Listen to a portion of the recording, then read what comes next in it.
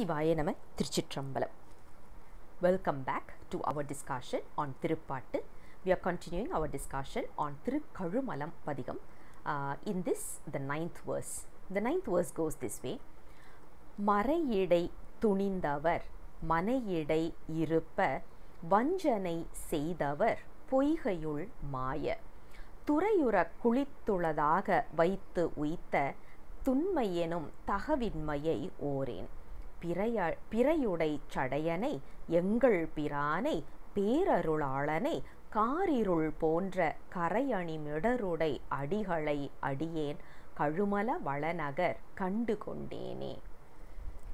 This particular verse we have to evaluate it from basically we are going to talk about it from two lines and then the next two lines. The first two lines, Nambi Arurar is consolidating the birth purpose of Thirunjana Sambandar, as in why was Thirunjana Sambandar being born in this particular planet, in this plane, and what was the purpose and what did he achieve. Everything is consolidated in just two lines in the first two lines of this particular disad or the verse basically. So, if you look at it, we are not supposed to directly look at the meaning because it will not be so obvious. So, in Tamil there is something called as kondu kootal, which means there will be certain phrases behind, but we need to bring it forward, or we have to be like basically it's like a pendulum. Certain words will go forward and give a specific meaning, and certain will go behind and give a specific meaning. That's exactly what we are going to do with this facade also. We are going to break up certain of these words and we are going to bring it forward so that the meaning is more obvious. Now, how should we go through this is very simple. You need to read it this way. Vanjanai seythavar poigaiyul maya, thunmai yenum thagavinmaiyai oren, Marai thunindhavar manaiyidai iruppa, Thuraiyura uladhaga vaithu uitha. If we break it this way and read it, the meaning is very, very obvious. So now let's look at the history of Thirunjana Sambandar. Now, why are we going back to Thirunjana Sambandar's life story is because Thirukazhumalam is the birthplace for our first guru, who is Thirunjana Sambandar. Nambi Arurar's very first guru is Thirunjana Sambandar, which he is already penning it down in one another verse. Later we are going to see that.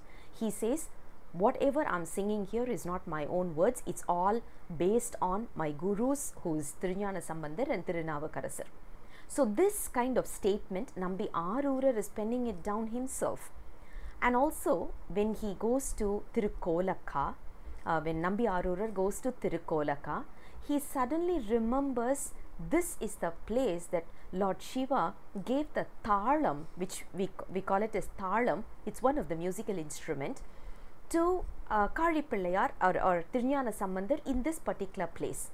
He remembers that and he is penning that down also. Not only that, when he goes to Thiruvizhumalai, there's another padigam we are going to discuss later. There also he suddenly remembers that Karipillayar or Thirunjana Sambandar was given money in this particular place, and he is documenting that as well. Beyond this, he is going to a place called as Nannilam, which is Thirunjana Sambandar's mother's birthplace. When he goes there, he is reminded of Thirunjana Sambandar and he is penning down that as well. So imagine, when all these are happening in the same place where Thirunjana Sambandar was born, is it possible that Nambi Arurar wouldn't have touched that incident? Obviously no, right? So this particular verse is dedicated to Thirunjana Sambandar's story or history. We can't call it story, it's a history. So what happens here is, Thirunjana Sambandar was born. How was he born? His parents are they are from a Vedic family, Vedic heritage. They have only one request. because at that point in time there was a lot of cult that was growing, literally it was growing beyond control in the entire Tamil Nadu. So this particular Vedic saint, his name is Sivapada Irudayar, he is keeping only one prayer. He says, I need a son, and this son must come in and give us the strength to revive Saivism. So he is constantly keeping this prayer, and his prayers are heard. That is why Thiruñana Sambandar was born for Sivapada Irudayar. That is what he says, Marai, idai, thunindhavar, manaiyidai, yiruppa. So the Vedic Brahmin who was in a family life gave birth to a very beautiful son, very spiritual son. And what happened to this son is, when he was 3 years old, Sivapada Irudayar took him to the temple and he made him sit at the banks of that particular place where he wanted to do his morning rituals. So he just made the boy sit next to the near to the bank, and then he went into the pond, and the holy pond, and he took a dip. At that point in time, the little boy started crying looking at the temple. Imagine if it's a normal child that would have cried looking at the waters, because the child knows that the dad went into the water, so he would have cried looking at the water. But apparently, since it is a saint, what he did was he looked at the temple gopuram and he started crying. That is where Lord Shiva and Parvati came down and they fed him with holy milk, and from that day onwards he became a saint, singing all these padigams. And his main birth reason was to just get rid of the cult that was growing in a humongous manner in the entire Tamil Nadu.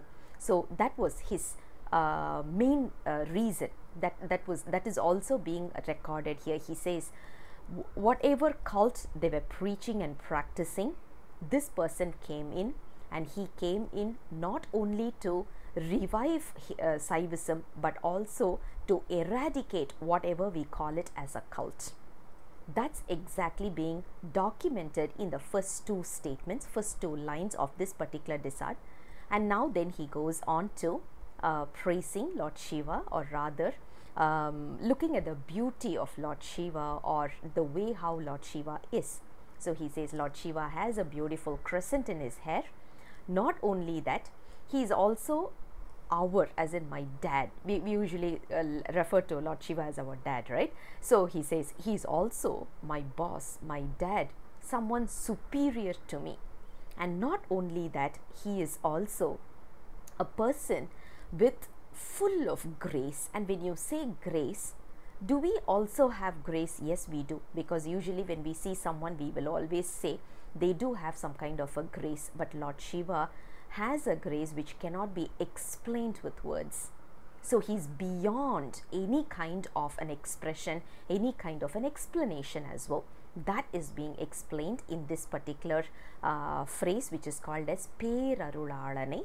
And the beauty of Lord Shiva that we always talk about is his throat.